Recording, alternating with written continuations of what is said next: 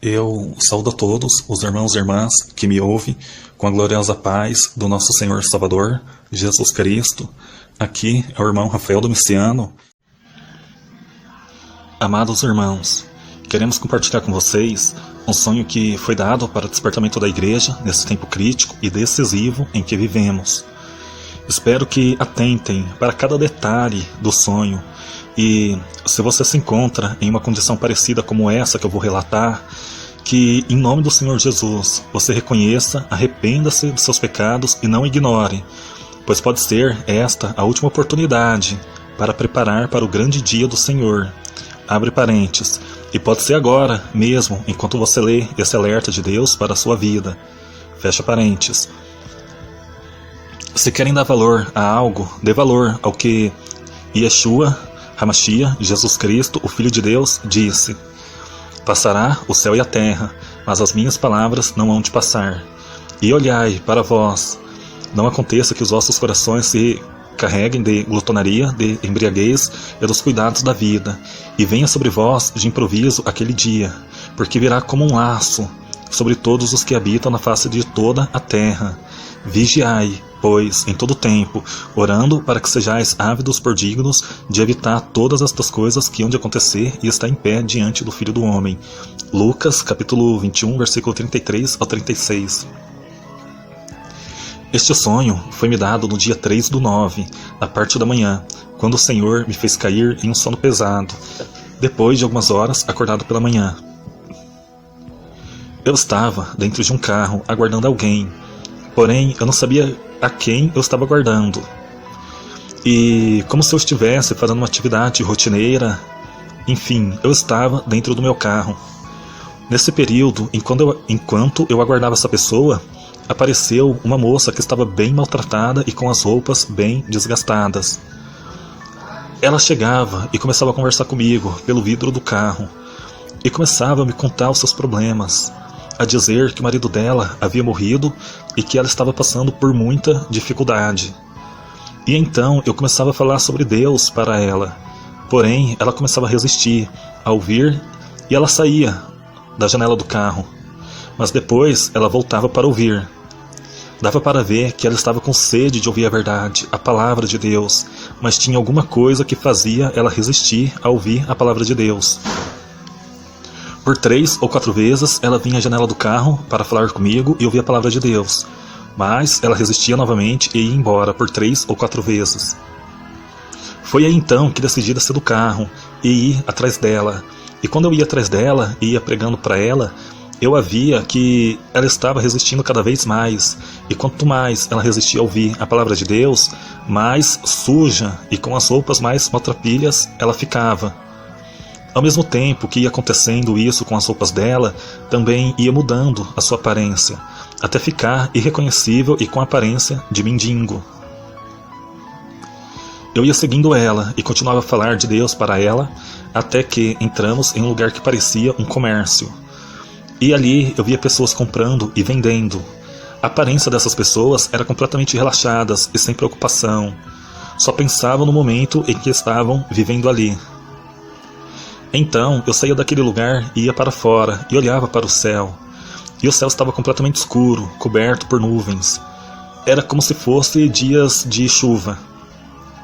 Porém, atrás daquelas densas nuvens, apareceu um brilho muito forte, semelhante ao brilho do sol quando olhamos diretamente para ele. E no mesmo momento, aquelas nuvens iam começando que, saindo da frente daquele brilho.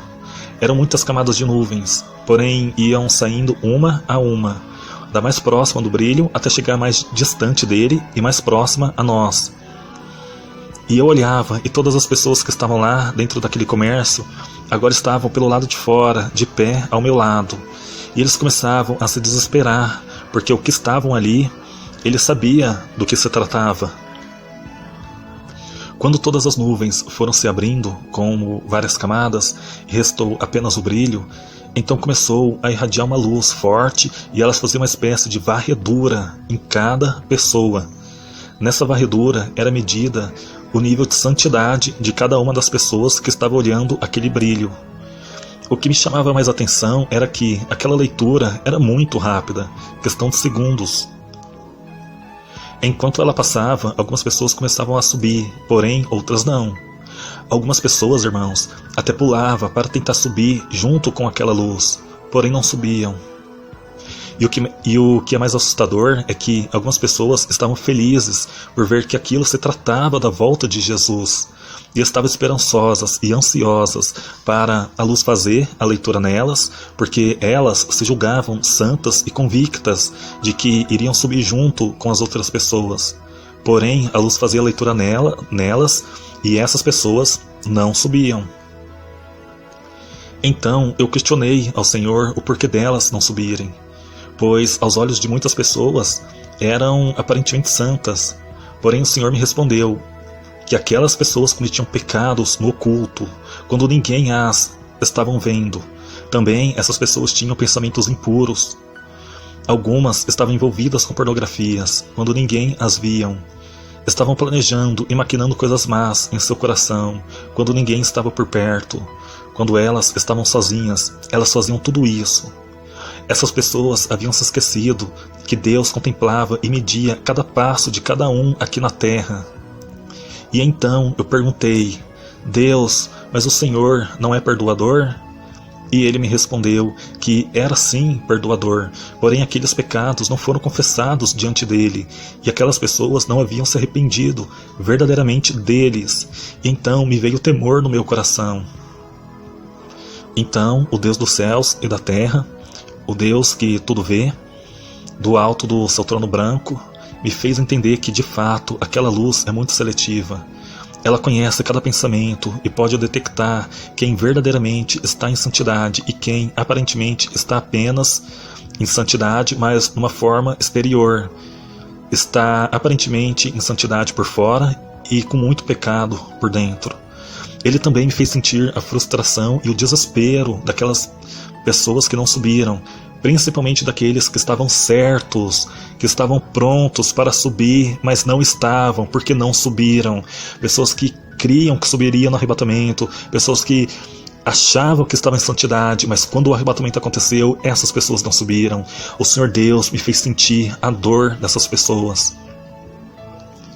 Então, eu acordei com um temor muito grande no meu coração, e no mesmo momento pedi perdão a Deus pelos meus pecados, que não lembrava, e também dos que eu havia cometido e não pedido perdão ainda. E então, após orar e abrir a Bíblia, caiu então no Salmos 96. Ao ler todos os salmos, me chamou a atenção nos versículos 9 ao 13. Adorai ao Senhor, vestidos de trajes santos, tremei diante dele, todos os habitantes da terra. Dizei entre as nações: o Senhor reina. Ele firmou o mundo, de modo que não pode ser abalado. Ele julgará os povos com retidão. Alegrem-se os céus e regozije-se a terra. Brame o mar e a sua plenitude. Exulte o campo e tudo que nele há. Então cantarão de júbilo todas as árvores do bosque diante do Senhor, porque ele vem.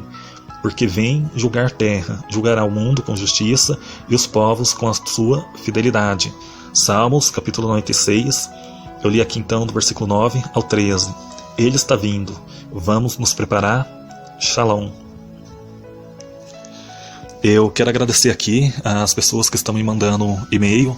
Quem quiser me mandar, fica à vontade, e assim que eu tiver um tempo, eu coloco aqui no canal. Irmãos, isso aqui é muito sério. O que dá para entender é que quem não quer ouvir a palavra de Deus, a própria pessoa vai se degradando, a pessoa vai envelhecendo, porque esse mundo aqui não pode oferecer nada para nós. Quem nos dá força é Deus. Então vamos ler a palavra, vamos orar, vamos buscar, e acima de tudo, buscar a santidade verdadeira, porque não adianta a gente estar bem para o próximo, e no fundo, mas bem lá no fundo, a gente está mal com a gente mesmo. Porque o que eu faço aqui no meu quarto, ninguém vê, mas Deus vê. Foi isso que foi mostrado aqui no sonho. Amém? Está muito perto o arrebatamento. Vamos continuar falando sim sobre o arrebatamento aqui no canal, e que Deus abençoe a todos. Shalom.